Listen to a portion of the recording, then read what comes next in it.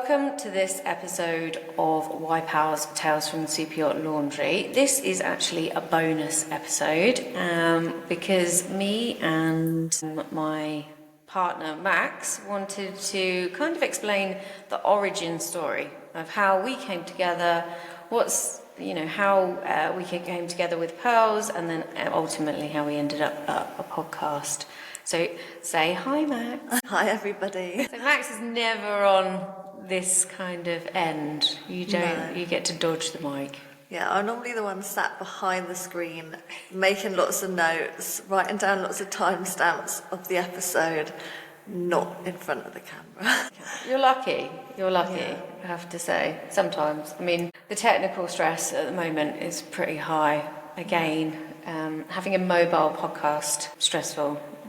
I feel like technology likes to work against me after the last half an hour, but we're here. It's working. So we're going to do some of the questions. Obviously, all of our guests, we ask very similar questions, kind of the journey. But we're going to start with how we met. So I had already been in the industry for, I don't know whether it was a season or maybe nearly two, when I came to Portside.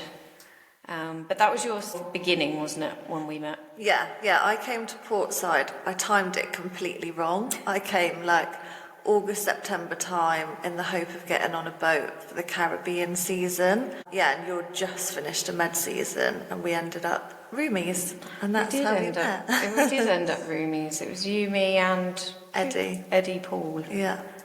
Hi, Eddie. You've listened to this. Why on earth did you decide to start in August? I think I just wanted to. I'd heard about yachting for a couple of years. I had a sort of family member in yachting, one of my friends from school, but I had a boyfriend at the time, so it was never the right time to go. We ended up breaking up, and I just thought, I don't want to bottle this, so I'm just going to have to go, because if I don't, I know that I'll just end up staying in England. So I booked my SDCW, did my ENG1. I'd worked at Barclays Bank for 6.5 years at that point. You worked at a bank? I didn't actually know that about you. First job. Yeah, handed my notice in and was like, that's it, I'm just going to book a one-way flight. I think I rented my flat out and just, was like, let's just head to Antibes. Yeah, it was the complete wrong time, especially because I had no hospitality experience. I have visible tattoos. Tattoos. Didn't have a B1, B2 visa or anything like that. So I think I came to the crew house. I was there maybe 6 weeks, got some day work, just had the best time in the crew house. But obviously saw lots of people coming off the back of a tough med season and arriving at the crew house just absolutely knackered. I think you slept for a couple of days when you first arrived. And I remember looking at everyone thinking, gosh, I'm not sure if this is for me. It sounds pretty brutal. Obviously didn't get a job, the funds were running low. So I was like, right, let's just go home for the winter, save up a bit more money and come back in the spring. So if there's ladies listening that are thinking about joining the industry and wanting to get some ideas on what to expect, what's your first impressions of the crew house, and what would you recommend to anybody going into a crew house? I was absolutely terrified the first. I think lots of people that I've spoken to, the first night, you definitely have a little cry when you go to bed, just because it's quite overwhelming. Yeah, you've left home, you've booked a one-way flight, you're in a house with 18 people.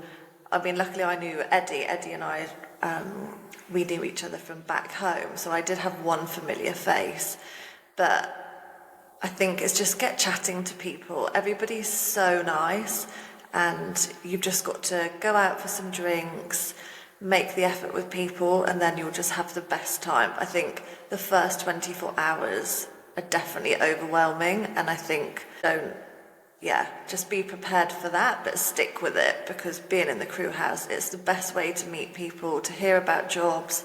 Obviously, we're big supporters of the crew grapevine. Jen and Jason have always been really good to us, and Jason does talks on how, writing your CV and how to get into the industry. So I would highly recommend it as a place to stay. I think as a single female as well, if you're coming out all on your own, one of the reasons I picked the Grapevine is because I was a single female and it looked legit, it looked safe, and that's why I went back. So when I'd done my first season, then went back and did another, I wanted to hang around to get some more work. Kept going back because it was just a safe, reliable place, you know. Yeah. And back when we were there, Antibes didn't look and wasn't as safe as it is now.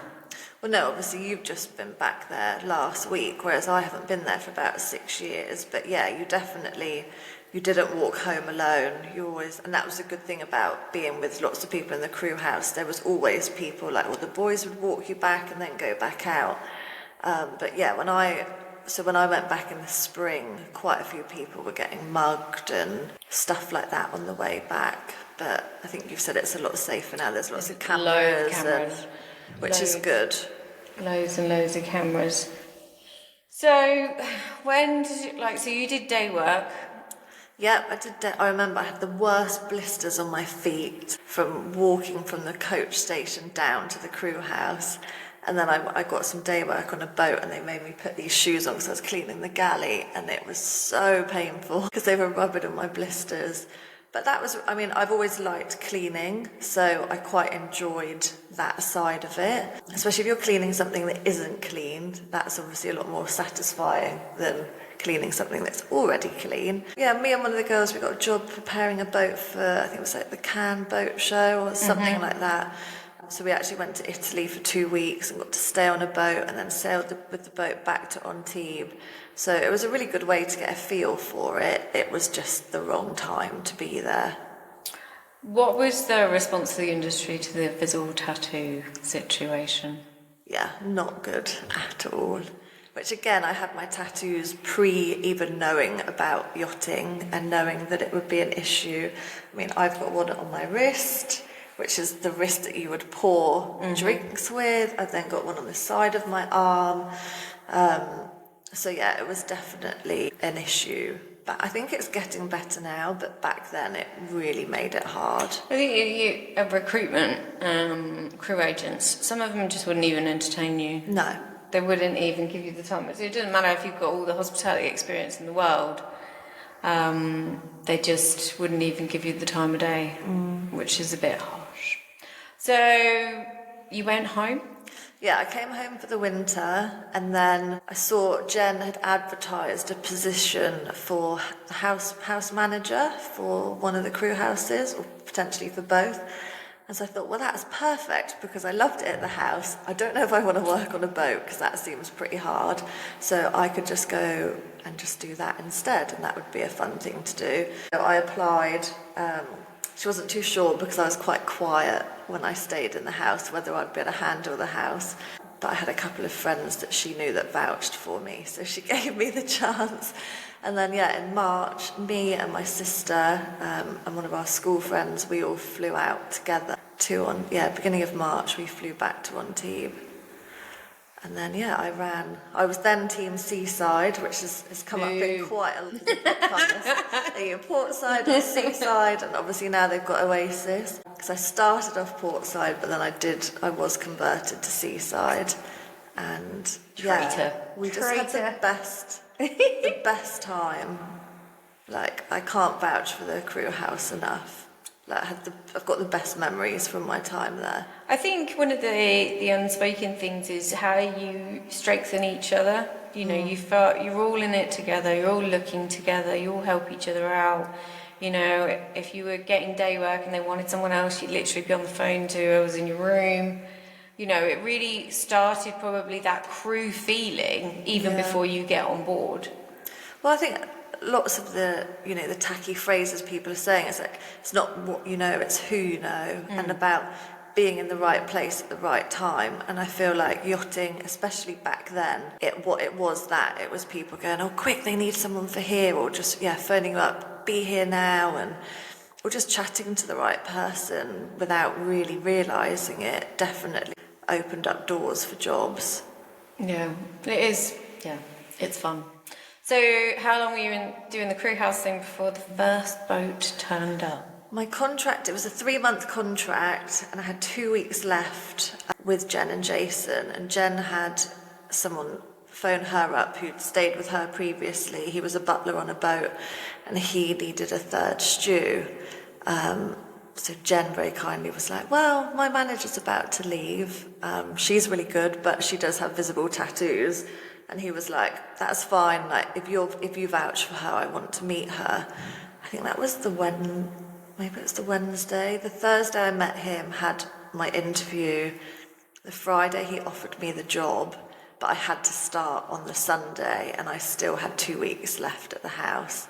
So Jen was like, give me a bit of time to just think, and I'll let you know tomorrow.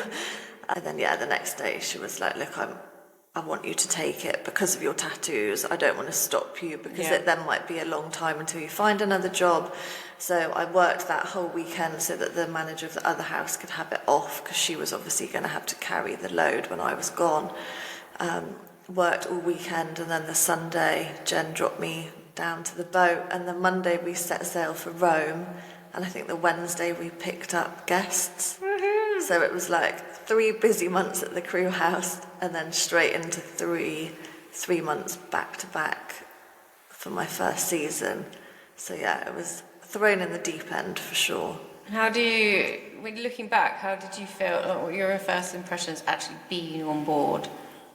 I remember when they took me down to the cabin. It was only a 45 metre, and they sort of opened the door, and the door pretty much touched the bed, like the bunk beds. And it was like, Jesus, okay, this is snug. And like the bottom bunk, which was my bunk, the top bunk sort of came halfway over the top of it. So you were just wedged in like this coffin.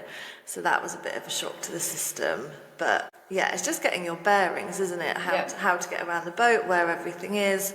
We had a couple of days to get it ready, and then, straight into a trip. It was learning everyone's names as well.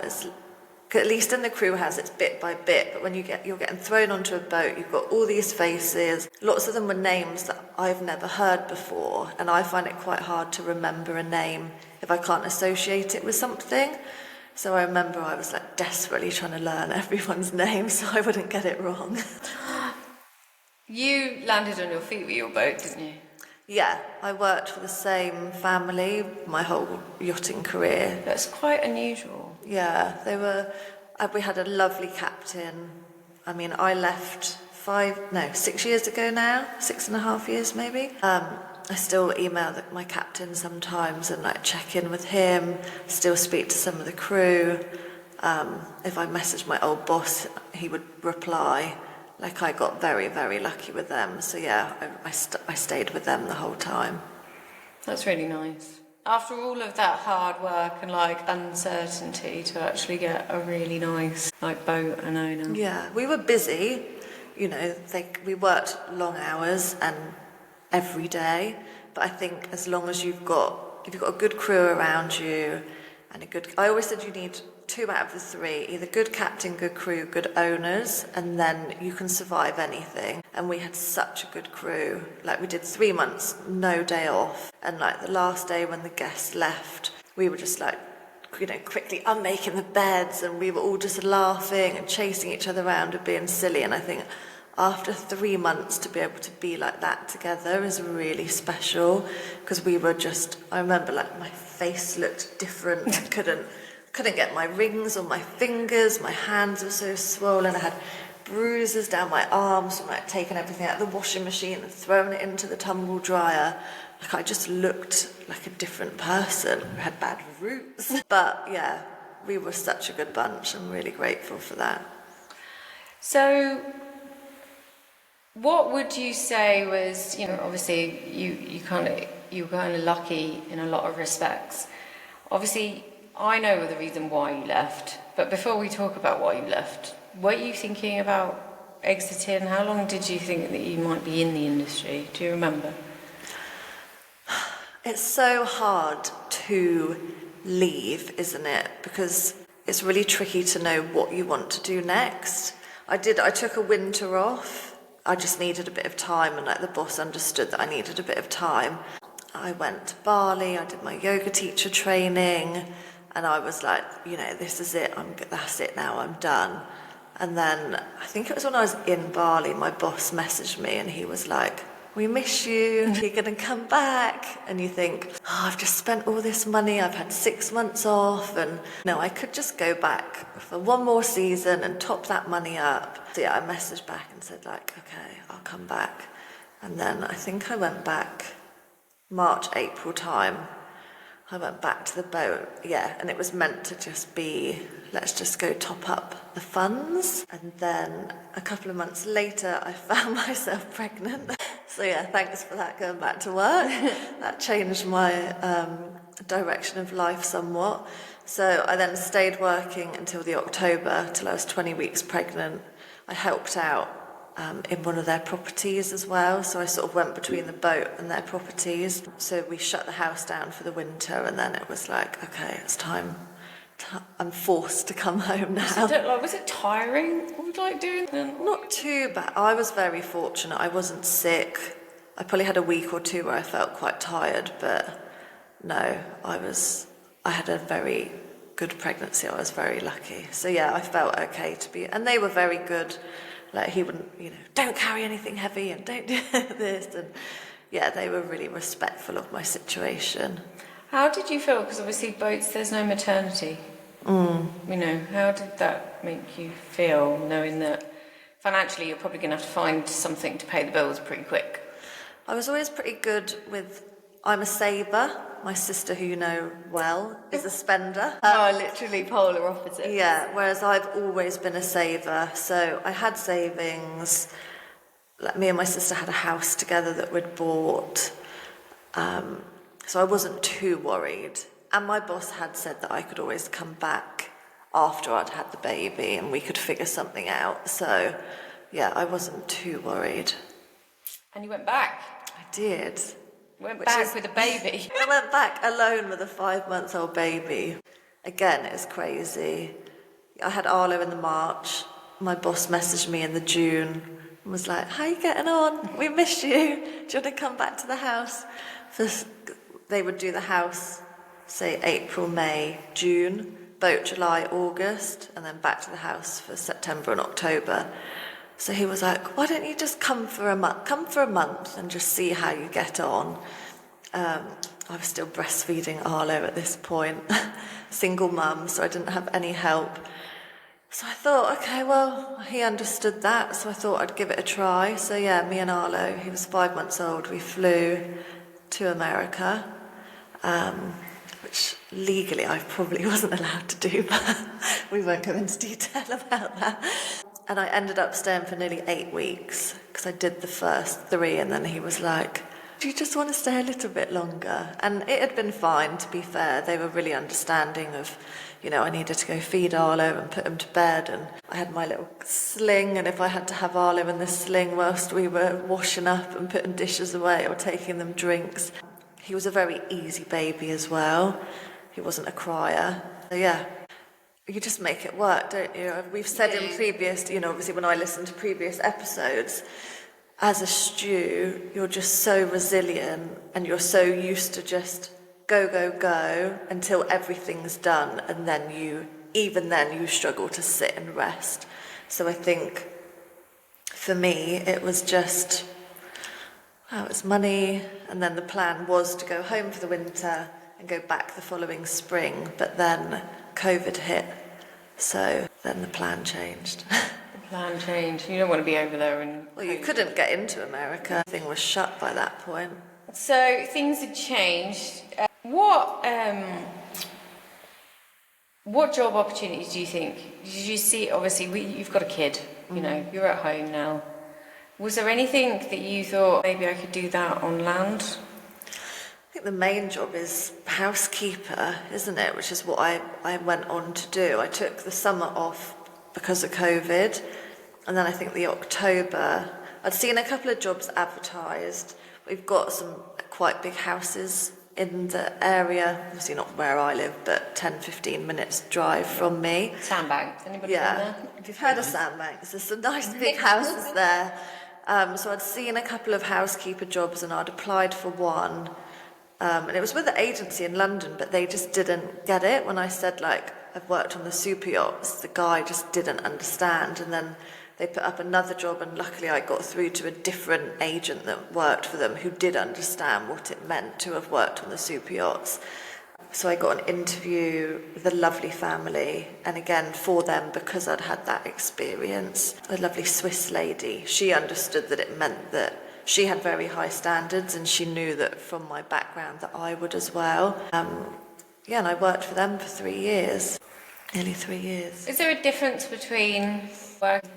What's the main differences when you're working on land in kind of similar role to what it was on board?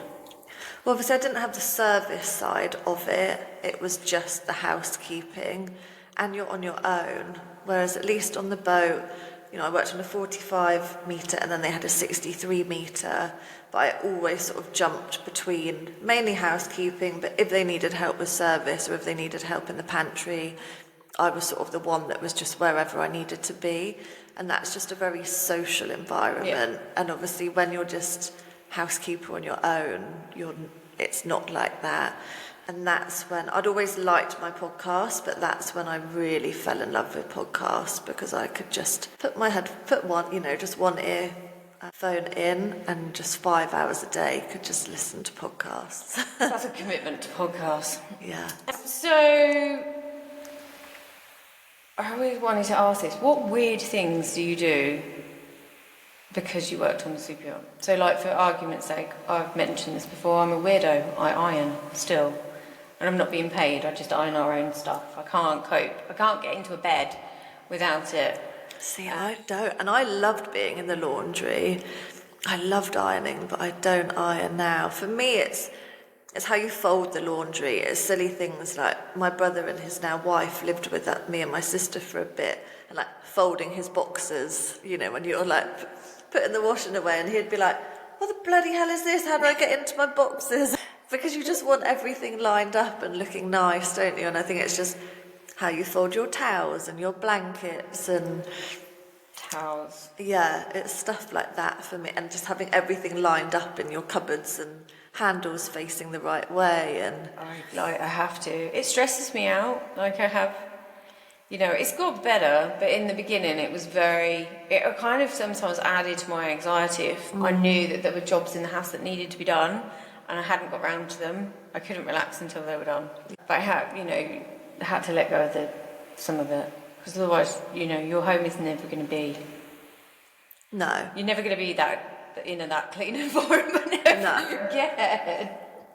Well, it's only you on your own cleaning, isn't it? On the boat, there's a few of you. To bring back the girls. To bring back the girls. So, obviously, we knew each other from before. Yeah.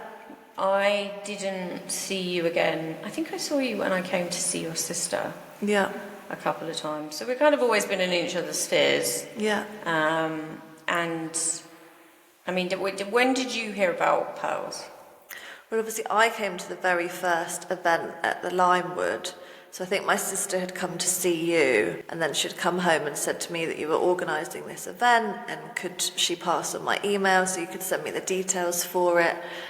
So obviously I said yes, and we're back at the Limewood today. Yes, we're back here, where it all began. You were actually interviewed in this room as well. Yeah, I was. Yeah, there's a video of me.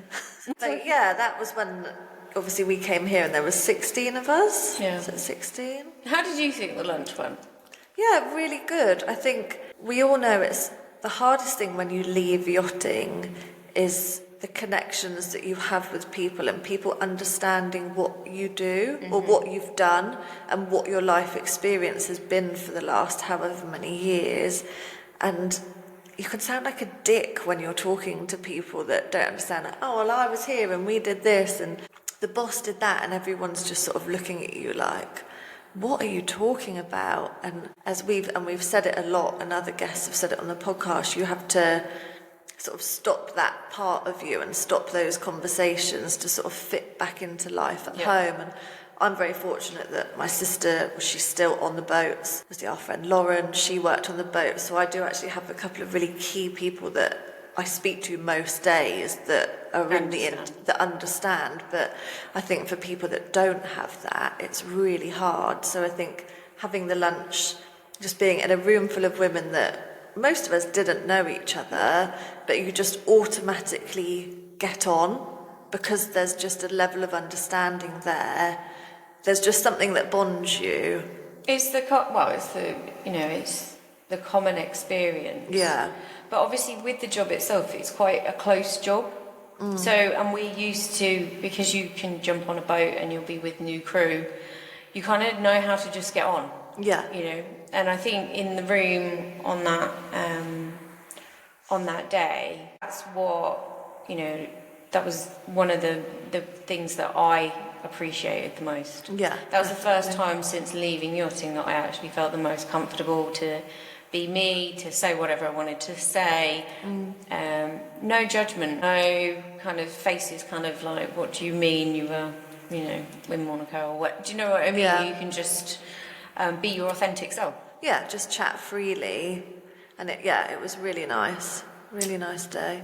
So, after the Limewood, obviously I went off to do different events, kind of trying to make it work. Did you watch? Were you continuing to watch, or did you just? Yeah, I had you obviously on socials, and I know because Alex came to. I know she was very late, but she came to the event at the Shard. The only reason I couldn't come is because I couldn't get a babysitter. Like here was fine because I'm from Poole, so I didn't have to get Arlo looked after for too long, but I just couldn't make it as far as London. Otherwise I would have done. But yeah, obviously Alex went to that event and said how good it was. So yeah, definitely sort of could see what was going on. I think for me, when I left, I sort of kind of forgot about yachting a bit. Maybe I was so consumed with being a mum and just trying to work and stuff like that, you sort of forget about it. But it's nice. It's nice when you're then brought back into it because it just does remind you of such a great time. I think some individuals, I've spoken to and interviewed, they quite like to distance themselves from it. Because they're really trying hard not to do the yo-yo, and they're really trying to push hard to kind of make it out of the industry, that they need a period of time to just forget, not be in touch. Hopefully that will change, that you don't need to do that.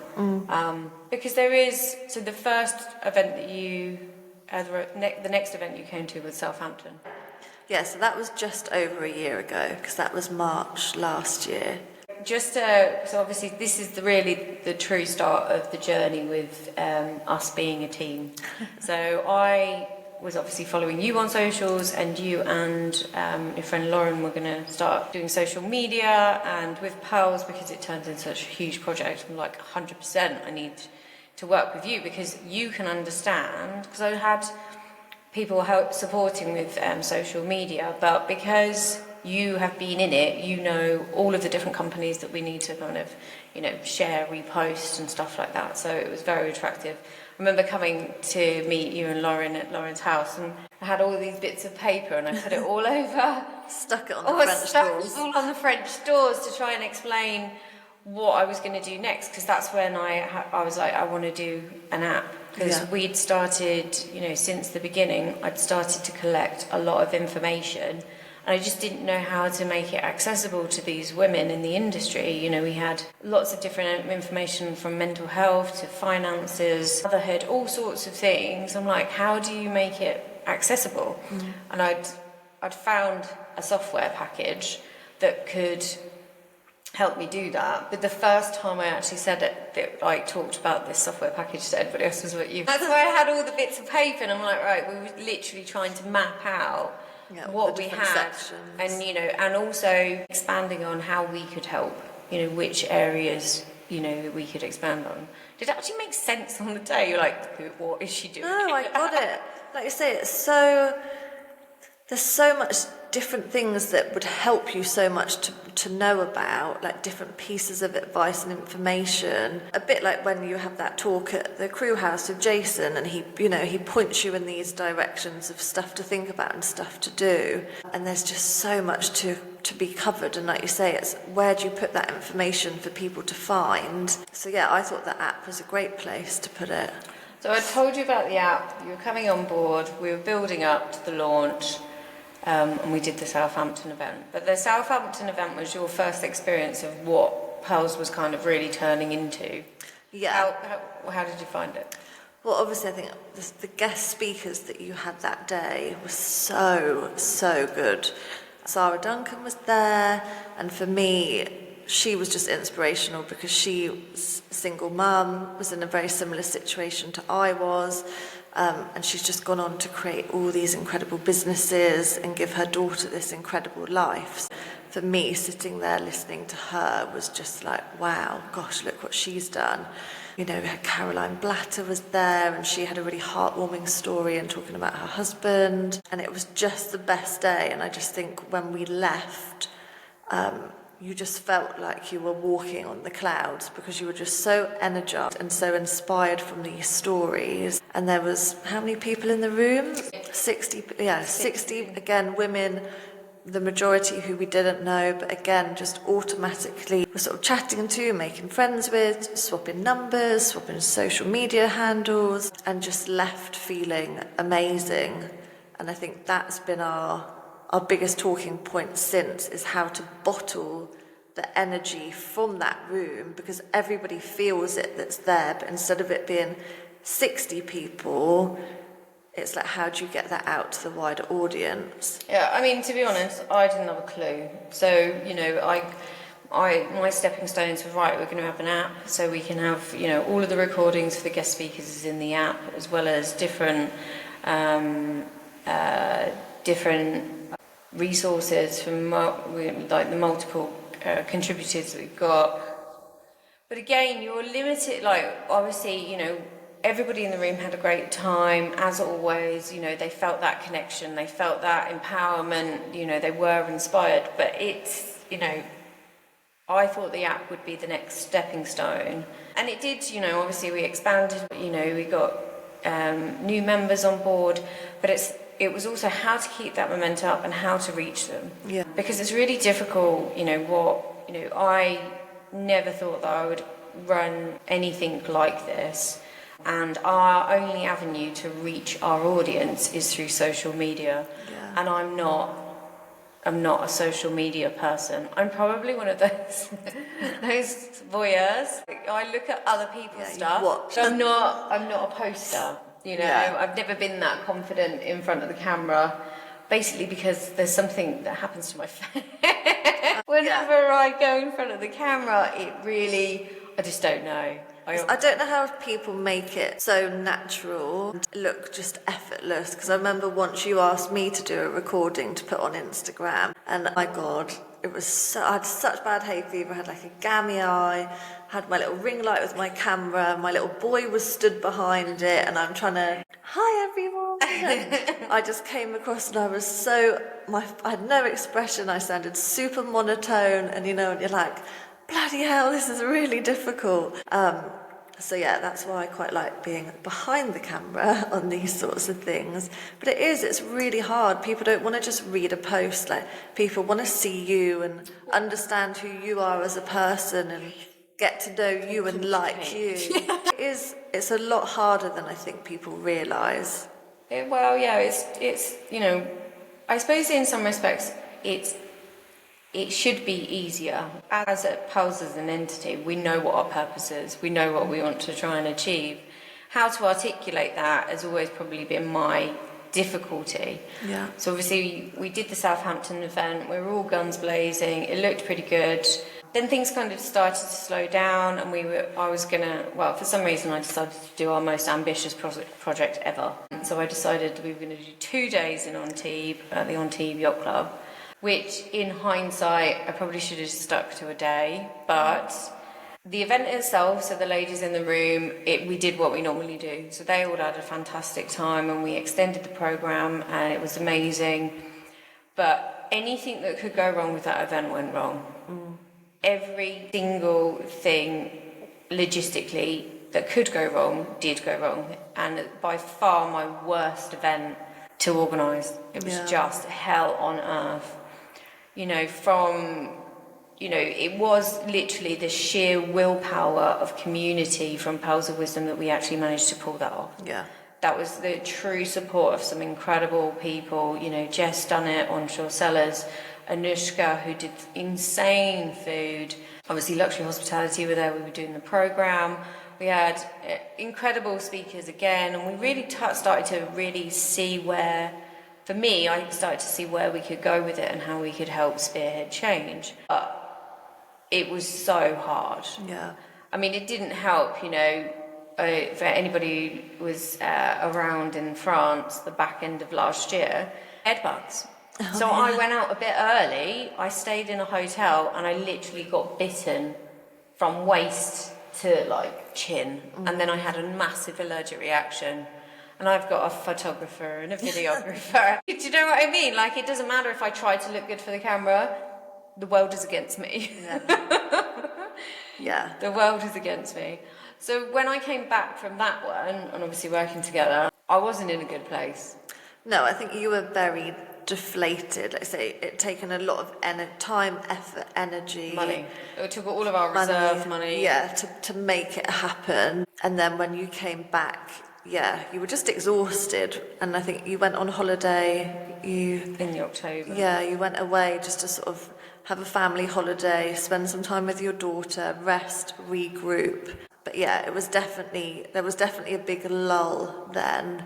And it's hard for us because there's only so much we can put the information out there, we can put the information in the app, but we need people to be communicating within the app, because that will then snowball and encourage the next person to get involved and the next person to put something.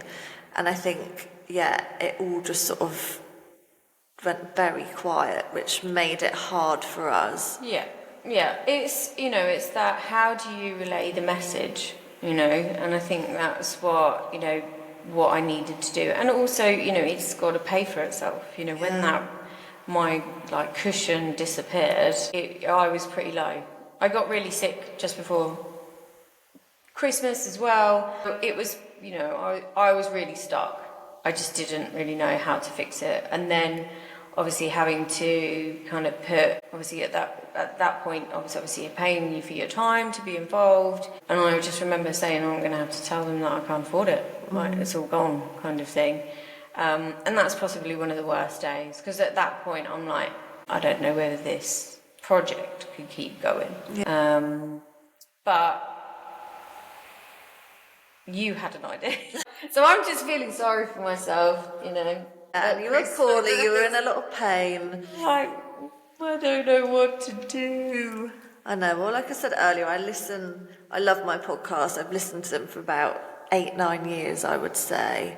And I listen to some silly ones to just tune out and just laugh. And then I listen to some educational ones, and I listen to Stephen Bartlett, which I know lots of people listen to him. And then, I don't know why, I just started pinging you stuff on Instagram to be like, we could do this, we could have a podcast, this would be a good idea. And I would say I did that for about a month or maybe 6 weeks. Yeah. And you just weren't feeling it at all. And then, yeah, after a while. Because I'm not like, so I'm an audiobook. I've got, you know, generally two audiobooks going on, one educational and one like generally a story. So I'd not done podcasts. You know, I'd kind of heard of them, but it was just not really my thing. So obviously when you started saying about it, I'm like, yeah. Obviously I was off my face on painkillers, so, you know, get me to do anything was pretty difficult. But when I started looking into it, and I think it, like the Stephen Bartlett episode, that really got my attention. So I'm quite, I don't know, anybody who's met me, I'm quite an intense person. Probably sometimes a bit of a deep thinker. Yeah. And it literally got my attention. Yeah. Because a lot of the subjects and the people that he gets on are insanely intense. And it makes perfect sense. Yeah. It does make sense. It does make sense. Well done, you. No, it did, you know, obviously I was, not that I was reticent, I just, you know, it just took me a while to come around to it. But how do you, without being in the room and getting ladies to an event, because they might not be able to, because we can only do one at a time, how do you introduce them to us and what we were doing and why we wanted to do it and why we wanted to tell these stories? And it, it makes perfect sense. It was impossible on Instagram to share the amazing stories and the information and all the amazing connections you've got. You can't share that in an Instagram post. Like, we tried, and it's just absolutely impossible. And that's why I thought, well, the podcast's great. Like, you've got so many amazing connections. And when we actually sat down and started writing a list of all the guests that we could just think of off the top of our heads to record for a podcast episode, we had about 50, straight away, 50 amazing women that are either on board or left, started their own businesses in all different subjects that we could record with. And that's, there'd be loads of other women out there that we don't even know about yet that, hopefully people will message us and say, girls, you need to get this, you need to reach out to this lady, she would be amazing for the podcast. That's obviously what we're hoping will start happening, the more episodes that we put out. Because we want to share the stories, we want women to be able to listen, because something will resonate in every episode. Every single episode. Wherever you are at. So if you're a lady that's off and you're listening, every single episode. I mean, in some respects, I kind of need to pinch myself because I'm just basically going around and talking to all the amazing women that I know. Yeah. And we're actually taking the time to get... It is like you come to an event and we sit next to each other and we just have a chat. And that's what the podcasts feel like. Yeah. You could quite easily meet them at Drinkers, have a drink with them, and you'll know them. Yeah. That feeling in the room, and I hope the listeners feel that. But also, when we're talking about challenging situations, they'll realise that what they're thinking is they're not alone. I think that's one of the main things about it. These challenges that come up, they're common, and they're commonly resolved. And also, in turn, we hope that will then link into the app, so that, because within the app, you can basically see who's close to you, who's nearby, or you can put a post out, you're a green stew. Hey ladies, just arrived to Antibes, feeling a bit overwhelmed. Is anyone around for a coffee? And that's the big vision, isn't it, for us, to then someone to be like, yeah, that's absolutely fine, and just get people meeting up with each other, get people talking about what they're struggling with. If they need advice, who's the best person to put them in touch with to talk through something that they're going through. I think that's the essence of Pearls of Wisdom. The Pearls of Wisdom is ex-crew members passing the wisdom back, so you're still supported by experienced women, even though they're not on board next to you. Because that's the idea, that you learn from them still, even though they're not on board, so you don't make the same mistakes that they've made, or you can navigate difficult situations because they can help you do that. I mean, the app is quite incredible. So when you do decide to leave, and say, for instance, you want to live in Palma, the app will tell you who's near you, so you can reach out. So you're not alone straight out the gate, trying to create this new life. You will be able to find yachties.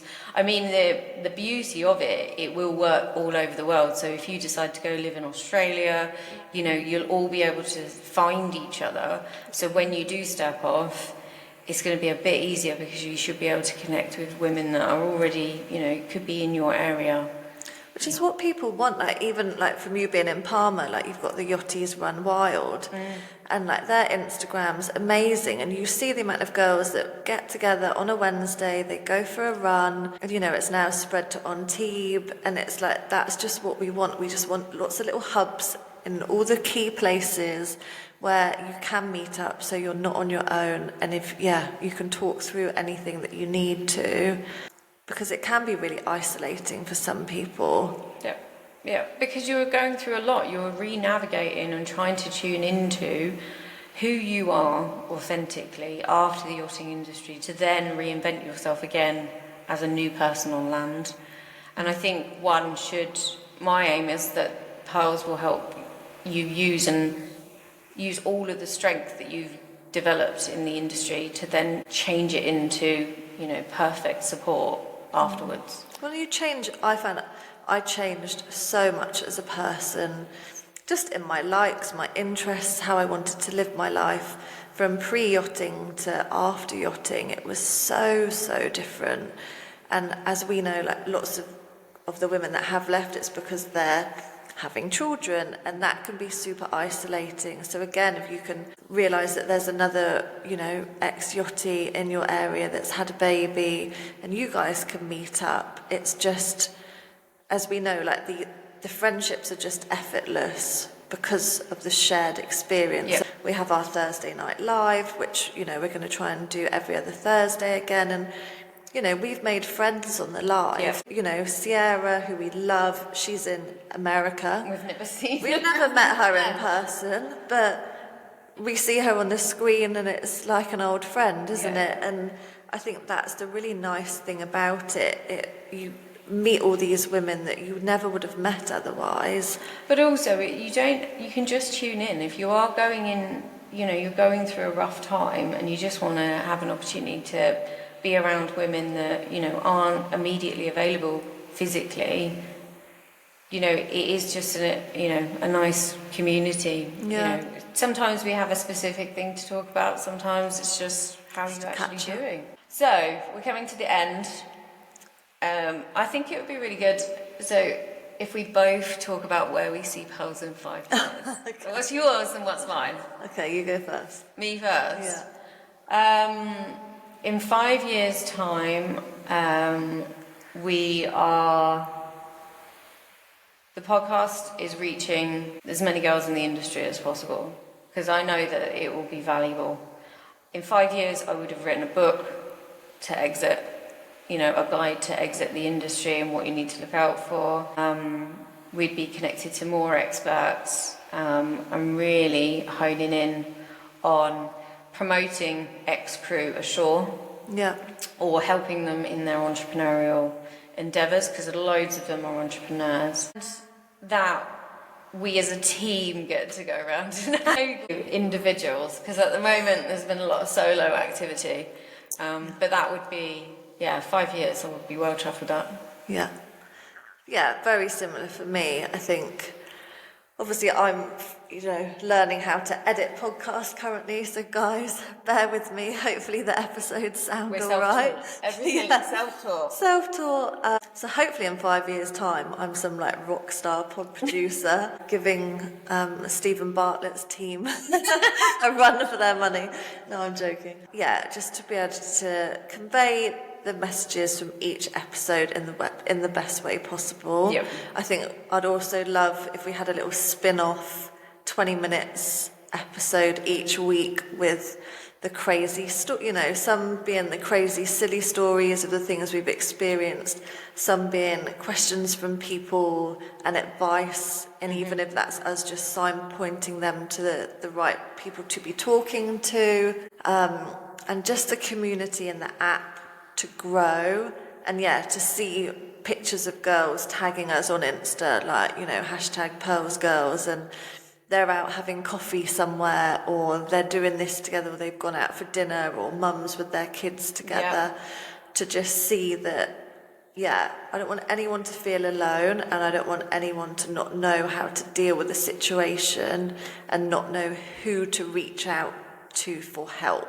So I think if we can make sure that that's really clear for women where to go, I think for both of us that's the most important thing with Pearls, is to make sure that happens.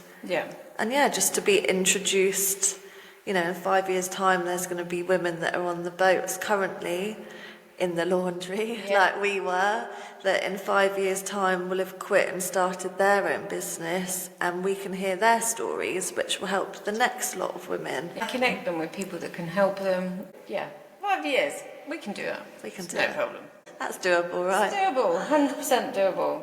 Right, so to finish, crazy stories. Are you doing one as well? I could start if you want. My crazy story is McDonald's made me do it. That's what the title is.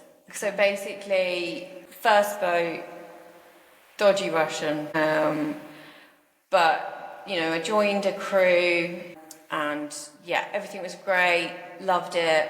Then all of a sudden the captain decided that he was off, so we got a new captain, And then we got it's really technically Dave's fault, the chef, why I got fired.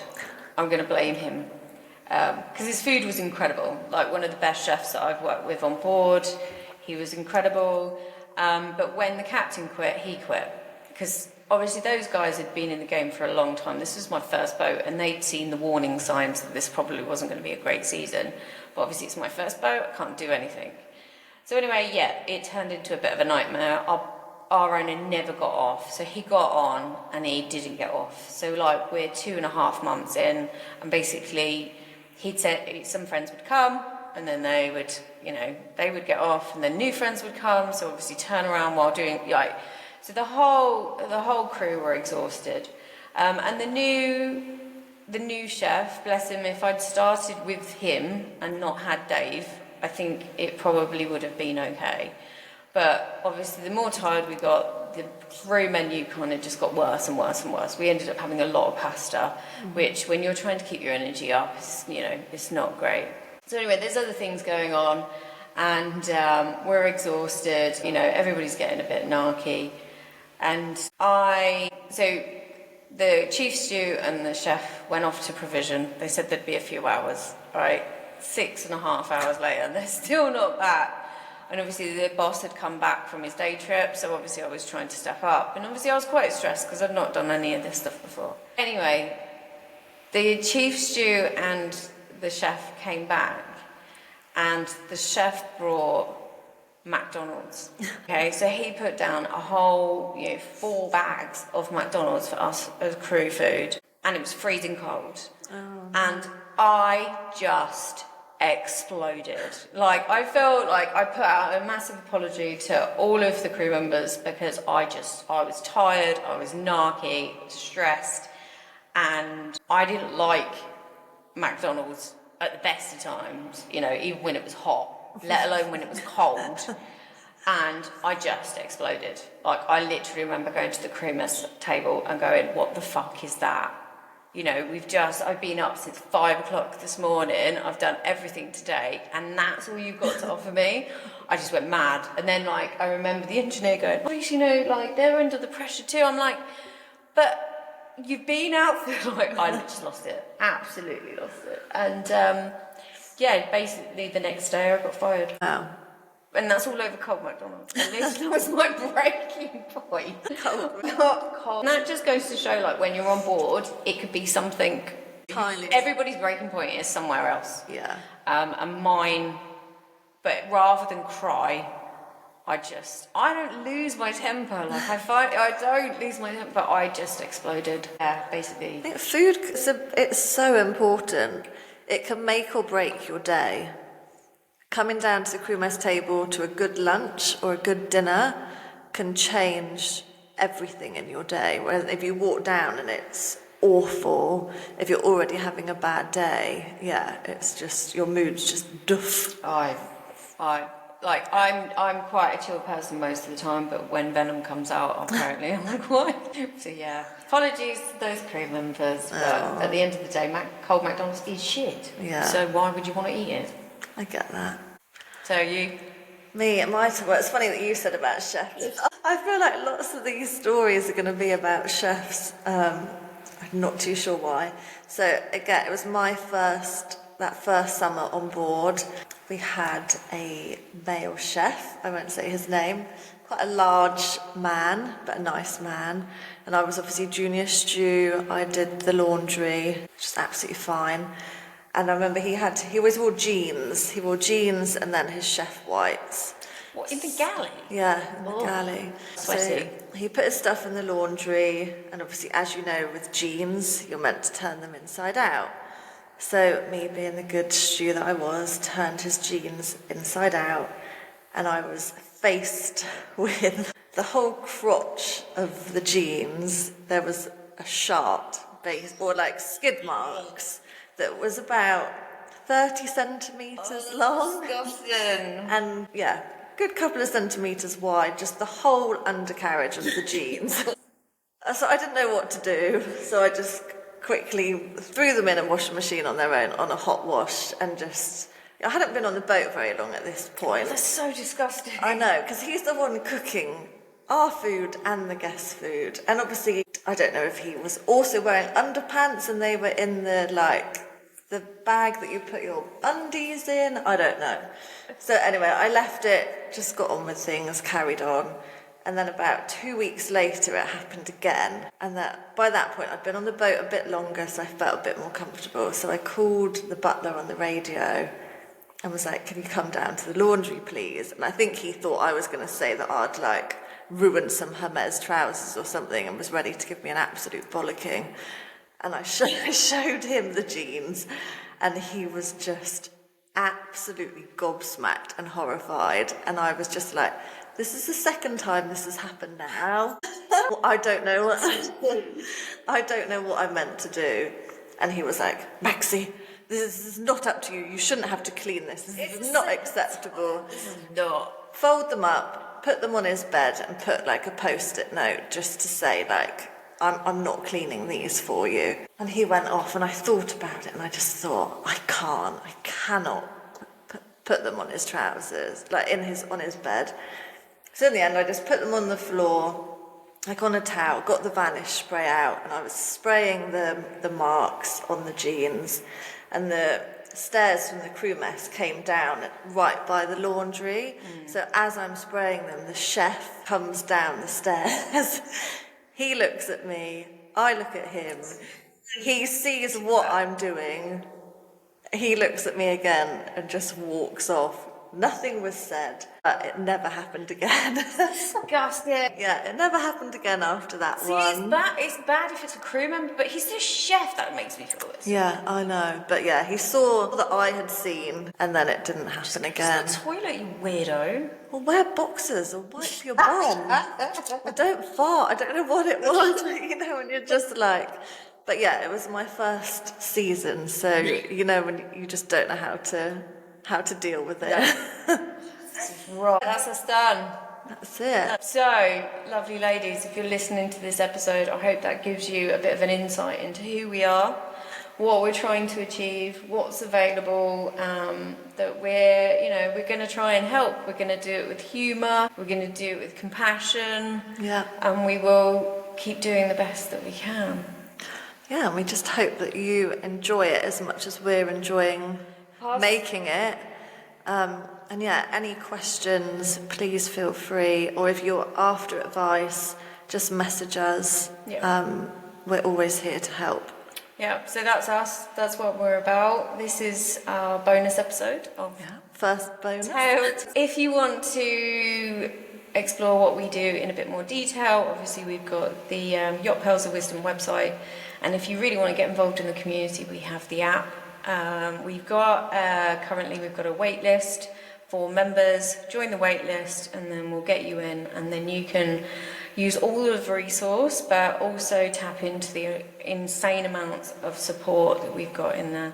So yeah, come join us. Thank you.